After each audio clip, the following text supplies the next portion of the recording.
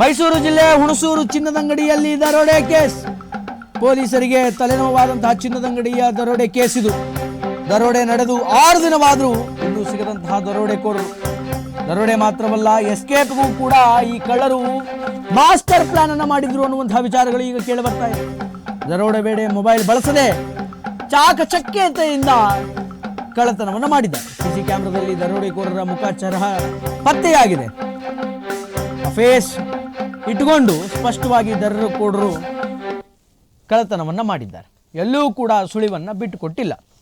ಫೋನ್ಗಳೇ ಇಲ್ಲದೆ ಫೋನ್ಗಳನ್ನು switch off ಮಾಡಿ CCTVಯಲ್ಲಿ ಏನು ಎಕ್ಸಾಕ್ಟಾಗಿ ಕ್ಯಾಪ್ಚರ್ ಆಗದೆ ಕಳ್ಳತನವನ್ನು ಮಾಡಿದ್ದಾರೆ. ಮೈಸೂರು ಪೊಲೀಸರಿಗೆ ಬಹಳ ದೊಡ್ಡ ತಲೆಶೂಲಿ ಆಗಿಬಿಟ್ಟಿದೆ ಈ ಕಳ್ಳತನದ ಕೇಸ್. ದೃಶ್ಯಾವಳಿಗಳಲ್ಲಿ ನೋಡಬಹುದು ನೀವು ಯಾವ ರೀತಿಯಾದಂತಹ ಒಂದು ಕಳ್ಳತನ ಅನ್ನುವಂಥದ್ದಾಗಿದೆ ಅಂತ. ಅಲ್ಲಿದ್ದಂಥವರನ್ನು ಹೆದರಿಸಿ ಬೆದರಿಸಿ ಅನೇಕ ಕೋಟ್ಯಾಂತರ ರೂಪಾಯಿ ಮೌಲ್ಯದ ಆಭರಣಗಳನ್ನು ದೋಚಿಕೊಂಡು ಹೋಗಿದ್ದಾರೆ ಕಳ್ಳರು. ಅಲ್ಲಿನ ಸ್ಟಾಫ್ ಎಲ್ಲರೂ ಕೂಡ ಭಯಭೀತರಾಗಿ ಅವರ ಕೈಯಲ್ಲಿರ್ತಕ್ಕಂತಹ ಬಂದೂಕುಗಳಿಗೆ ಹೆದರಿ ನಿಸ್ಸಹಾಯಕರಾಗಿದ್ದಾರೆ.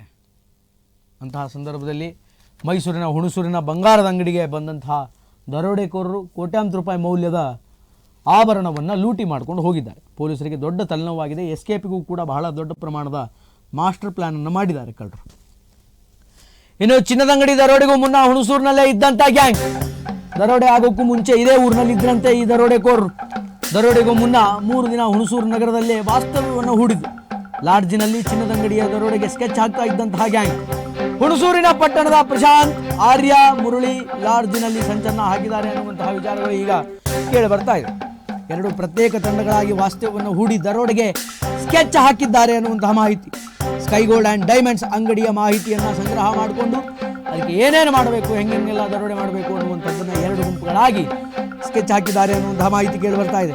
ಚಿನ್ನದಂಗಡಿಯ ಇಂಚಿಂಚು ಮಾಹಿತಿಗಳನ್ನು ತಿಳಿದುಕೊಂಡಿರುವಂತಹ ದರೋಡೆಕೋರರು ಯಾವ ಸಮಯದಲ್ಲಿ ಜನ ಕಡಿಮೆ ಇರ್ತಾರೆ, ಯಾವ ಸಮಯದಲ್ಲಿ ಓಪನ್ ಆಗುತ್ತೆ, ಯಾವ ಸಮಯದಲ್ಲಿ ಕ್ಲೋಸ್ ಆಗುತ್ತೆ, ಯಾವ ಸಮಯದಲ್ಲಿ ಎಷ್ಟು ಜನ ಸ್ಟಾಫ್ ಇರ್ತಾರೆ, ಯಾವ ಸಮಯದಲ್ಲಿ ಎಷ್ಟು ಜನ ಸ್ಟಾಫ್ಗಳು ಟೀ ಬ್ರೇಕಿಗೆ ಹೋಗ್ತಾರೆ, ಊಟಕ್ಕೆ ಹೋಗ್ತಾರೆ ಅನ್ನುವಂತಹ ಎಲ್ಲ ಅಬ್ಸರ್ವೇಷನ್ಸ್ಗಳನ್ನು ಸ್ಪಷ್ಟವಾಗಿ ಮಾಡಿಕೊಂಡು ಕನ್ನ ಹಾಕುವಂತಹ ಕೆಲಸವನ್ನು ಮಾಡಿದ್ದಾರೆ ದರೋಡೆಕೋರರು. ಎಷ್ಟು ಜನ ಕೆಲಸ ಮಾಡ್ತಾರೆ, ಚಿನ್ನದಂಗಡಿಯ ಸುತ್ತ ಎಷ್ಟು ಅಂಗಡಿಗಳಿವೆ, ನಾವು ಎಸ್ಕೇಪ್ ಆಗುವಂತಹ ಸಂದರ್ಭದಲ್ಲಿ ಅಕ್ಕಪಕ್ಕದ ಅಂಗಡಿಗಳು ಯಾರಾದರೂ ಹೆಲ್ಪಿಗೆ ಬರ್ತಾರಾ ಅಥವಾ ನಾವೇನಾದರೂ ಸಿಕ್ಕಾಕೊಂಡ್ಬಿಡ್ತೀವ, ತಗಲಾಕೊಂಡ್ಬಿಡ್ತೀವ ಅನ್ನುವಂತಹ ಎಲ್ಲ ಪ್ಲ್ಯಾನನ್ನು ಮಾಡಿ ಸ್ಕೆಚ್ಚನ್ನು ಮಾಡಿ ಹೆಂಗೆ ಎಸ್ಕೇಪ್ ಆಗಬೇಕು ಅನ್ನುವಂಥದ್ದನ್ನು ಒಂದು ಡ್ರಾಫ್ಟ್ ಮಾಡ್ಕೊಂಡು ಈ ಎಕ್ಸಿಕ್ಯೂಷನ್ಗೆ ಇಳಿದಿದ್ದಾರೆ ಕಳ್ಳರು. ಚಿನ್ನ ಕದ್ದು ಯಾವ ದಾರಿಯಲ್ಲಿ ಎಸ್ಕೇಪ್ ಆಗಬೇಕು, ಯಾವ ದಾರಿ ನಮಗೆ ಈಸಿ, ಎಲ್ಲಿ ಹೋದರೆ ನಾವು ತಗಲಾಕೊಳ್ಳಲ್ಲ, ಎಲ್ಲಿ ಹೋದರೆ ತಗಲಾಕಂತೀವಿ ಅನ್ನುವಂಥದ್ದನ್ನೆಲ್ಲ ಬಹಳ ಚಾಕಚಕ್ಯತೆಯಿಂದ ಪ್ಲ್ಯಾನ್ ಮಾಡಿಕೊಂಡು ಈ ಕೆಲಸಕ್ಕೆ ಇಳಿದಿದ್ದಾರೆ. ಲಾಡ್ಜಿನಲ್ಲಿ ಕುಳಿತು ಸಂಪೂರ್ಣ ಮಾಹಿತಿಯನ್ನು ಸಂಗ್ರಹ ಮಾಡಿದ್ದಾರೆ. ಸಂಗ್ರಹಿಸಿ ಈ ಸಂಚನ ಮಾಡಿದ್ದಾರೆ ಕಳ್ಳರು. ಕಳ್ಳರ ಮುಖಚರ್ಯಗಳು ಈಗ CCTVಯಲ್ಲಿ ಸೆರೆಯಾಗಿದೆ. ಆದರೆ ಇನ್ನೂ ಕೂಡ ಕಳ್ಳತನ ಆಗಿ 6 ದಿನ ಆದರೂ ಕೂಡ ಕಳ್ಳರು ಇನ್ನೂ ಸಿಕ್ಕಿಲ್ಲ. ಮೈಸೂರಿನ ಹುಣಸೂರು ಪೊಲೀಸರಿಗೆ ಇದು ಬಹಳ ದೊಡ್ಡ ತಲೆಶೂಲಿಯಾಗಿದೆ.